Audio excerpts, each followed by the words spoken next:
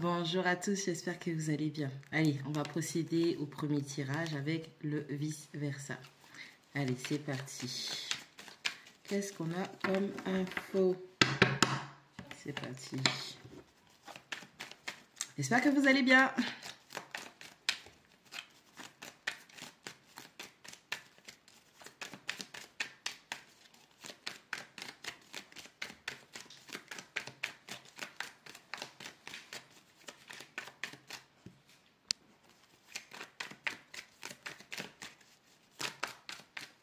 Allez. On a... Ok, parfait. On a le 5 de bâton et un 6 de coupe. Allez, ces deux cartes en combinaison nous disent qu'on a un conflit intérieur par rapport à des sentiments du passé. On est très nostalgique par rapport à une personne, par rapport à une situation et ça soulève des conflits intérieurs, ok? C'est quelque chose qui nous met en ébullition. On va voir si cette ébullition, elle est positive ou négative. En tout cas, il y a quelqu'un qui est très nostalgique et c'est quelque chose qui crée de l'instabilité émotionnelle. On a un valet de denier.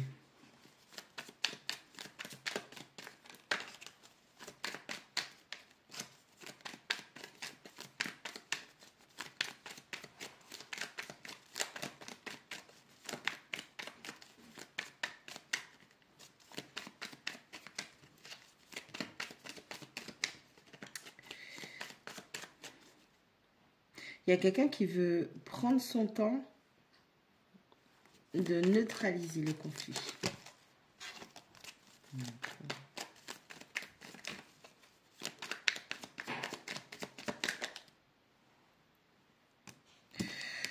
On a un 5 de denier. Bon, c'est bien ça. Donc, on a une personne qui veut prendre le temps. Parce que c'est un cavalier de denier. Le denier, c'est vraiment quelque chose qui est lent dans la matière. Ok? Donc, on récapitule. On a quelqu'un qui est aux prises avec des sentiments et des émotions du passé via une situation, via vous, via quelqu'un. Ça peut être vous vis-à-vis de quelqu'un. Ça peut être quelqu'un vis-à-vis de vous. Et cette personne veut prendre le temps de neutraliser ces conflits intérieurs, ces tumultes intérieurs, parce que cette personne aujourd'hui est dans le regret. Et cette personne réalise la perte.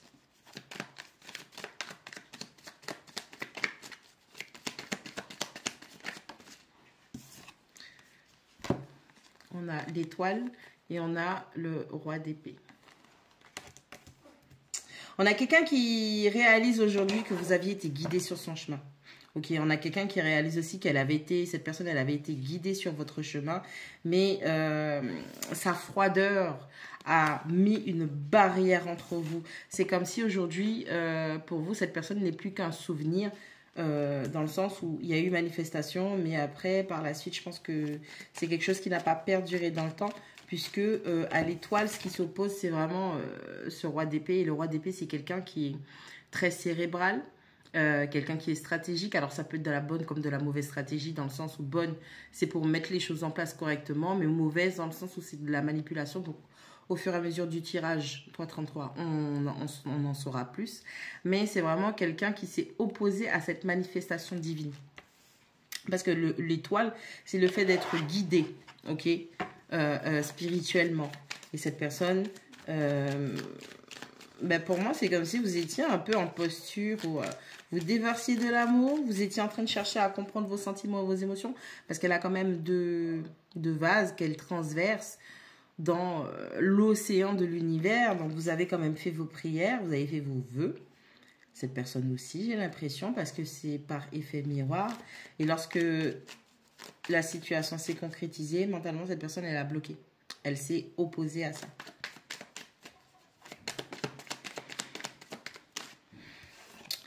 On a quelqu'un qui jonglait. Déséquilibré, qui jonglait. On va voir jongler entre plusieurs situations. Essayer de manifester plusieurs choses à la fois. Et c'est quelqu'un qui était en dualité. C'est quelqu'un qui a peut-être cherché son meilleur intérêt. Ouais, c'est bien ça. C'est quelqu'un qui était sur la défensive avec ce 7 de bâton. Donc, peu importe comment les choses se sont manifestées, on est dans un cas... Premier message, on est dans un cas où il y a quelqu'un qui... La personne, elle a demandé à l'univers Et lorsque ce qu'elle a demandé est arrivé, c'est concrétisé, c'est quelqu'un qui a fait blocus. Aujourd'hui, elle essaye de se dédouaner en se disant qu'il n'y avait rien de logique dans tout ça.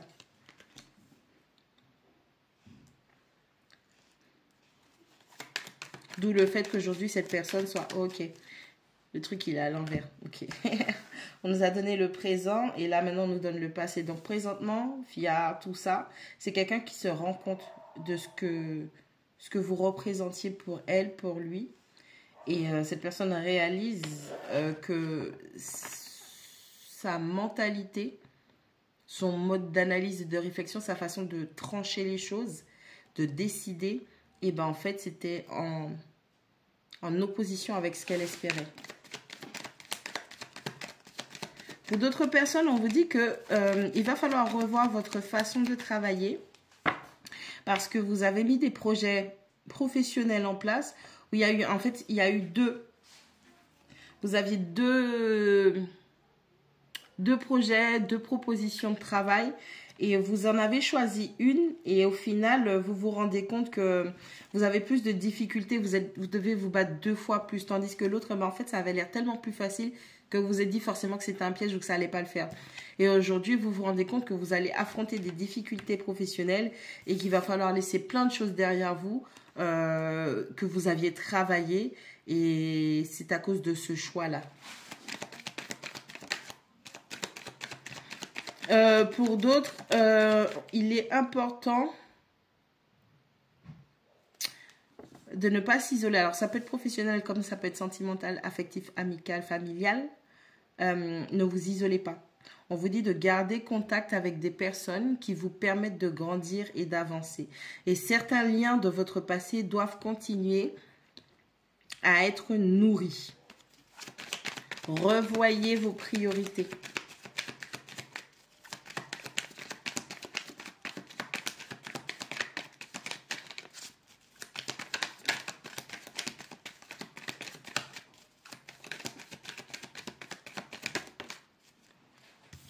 Ouais, on a la carte du jugement qui tombe à l'envers. Donc, vous étiez vraiment en mode où, pour vous, ce qui se présentait allait être trop facile. Et donc, du coup, vous n'avez pas reconnu la chance au premier coup.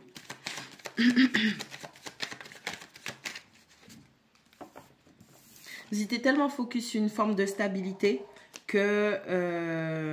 on reste dans le domaine du travail. Vous étiez tellement focus sur une espèce de stabilité ou d'avoir plus de gains. On a quelqu'un qui était très axé argent matériel, ok? Donc, vous étiez tellement focus sur les gains que vous aviez eus au passé que vous n'étiez pas capable de voir que la nouvelle opportunité qui se présentait à vous, non seulement elle allait vous stabiliser, mais elle allait faire fructifier les choses petit à petit. Vous avez vu le gros coup.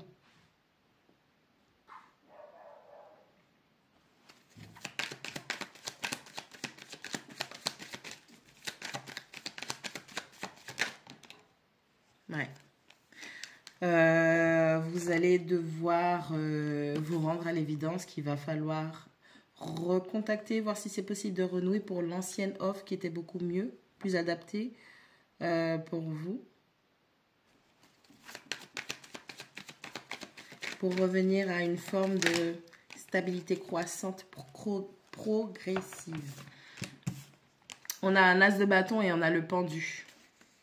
Ouais. En fait, vous avez laissé votre fougue et le plaisir et le désir de la nouveauté prendre le dessus. Et cette fois-ci, vous devez faire preuve de plus de retenue quant à vos sentiments et vos émotions pour que ça ne prenne pas le dessus. Revenons au message sentimental.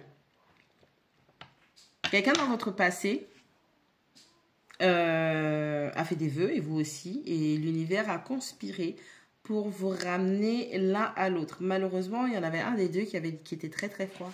Très rigide, j'entends, ouais, plutôt rigide.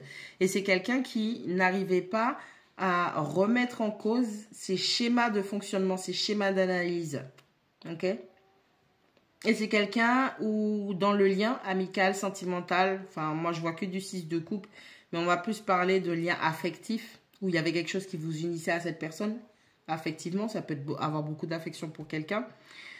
Ce n'est que lorsqu'il y a eu éloignement.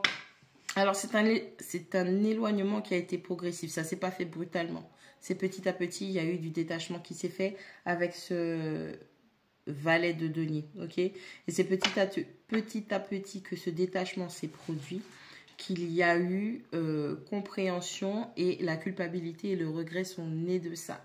Parce qu'on a quelqu'un qui s'est rendu compte que sa froideur, sa rigidité a saboté le lien, a saboté la connexion.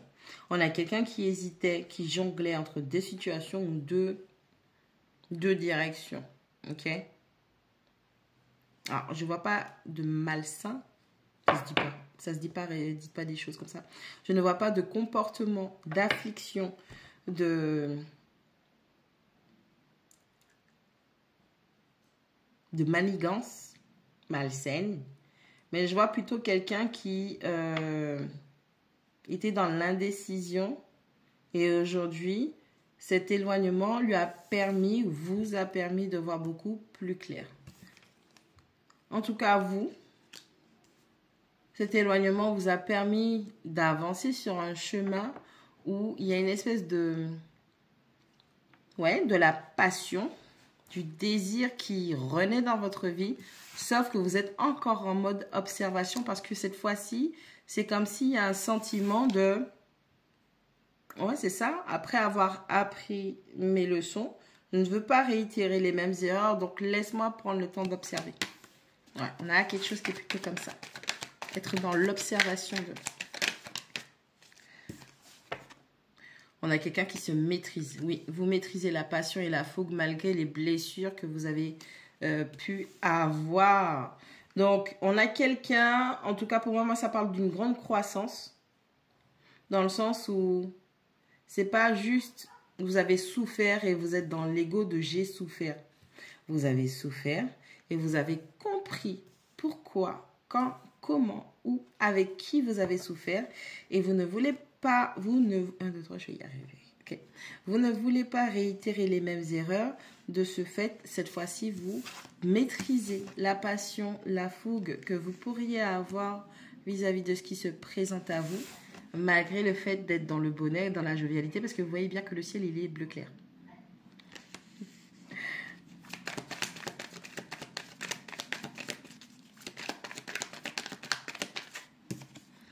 Neuf d'épée. C'est des choses qui vous rendent quand même anxieux ou anxieuse. Hein. Comme une peur de mal faire, peut-être.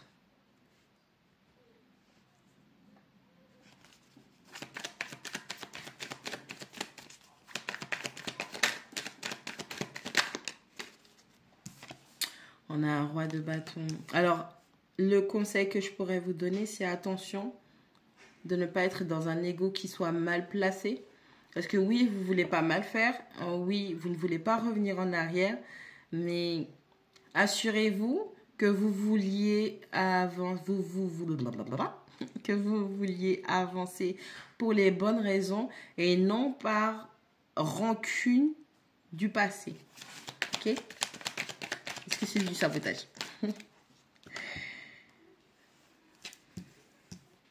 Ok. On a un 7 d'épée et on a la carte de l'empereur. Donc oui, vous avez dû... Ouais.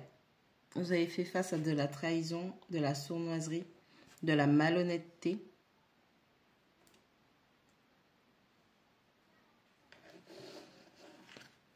Ah, de le fait qu'il y ait cette espèce d'ego.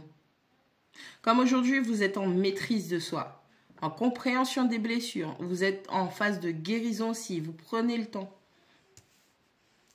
Je vais vous montrer. Ok, attends, il y a les reflets. Voilà, c'est mieux comme ça. Vous prenez le temps de guérir, de chercher ce qui ne va pas. Quel est cet ego blessé? Où j'ai mal? Pourquoi j'ai mal comme ça? Hein? Les soins à vous apporter intérieurement. Vous êtes dans un espace où vous faites preuve d'indulgence vis-à-vis de vous. Vous faites preuve de compréhension vis-à-vis de vous-même et d'un amour qui défraie toute chronique. Okay? Vous n'êtes pas juste dans la peur. Vous êtes dans la peur, mais vous êtes aussi dans la compréhension et dans l'acceptation de cette peur pour pouvoir guérir. En tout cas, s'auto-soigner. Donc, il y a une notion de purifier ses énergies au travers la douleur. C'est comme si, on va imaginer ça, vous avez votre enfant, moi je suis maman, donc c'est cet exemple que je prends. Vous avez cet enfant votre enfant qui est blessé, qui est tombé, il s'est fait un petit bobo, il saigne, il a peur, il a mal. Mais comme vous êtes dans une énergie d'amour et de protection et de soin, et bien même si ça fait mal, l'enfant va vous laisser faire le bisou magique. Vous voyez? Et bien imaginez ça pour vous en tant qu'adulte vis-à-vis de cette douleur que votre enfant intérieur ressent. Ok? Et c'est quelque chose qui montre que vous arrivez à vous auto-apaiser. Avec le 9 d'épée qui nous parle d'anxiété, de stress, d'insomnie. Et en plus de ça, on a le jour qui se lève. Donc, comme vous êtes dans cette maîtrise et dans cette guérison, vous n'avez plus la tête dans le brouhaha. 15,55. Vous n'avez plus la tête dans le brouhaha de votre ego, de vos blessures, ce qui vous permet de reprendre autorité sur votre vie.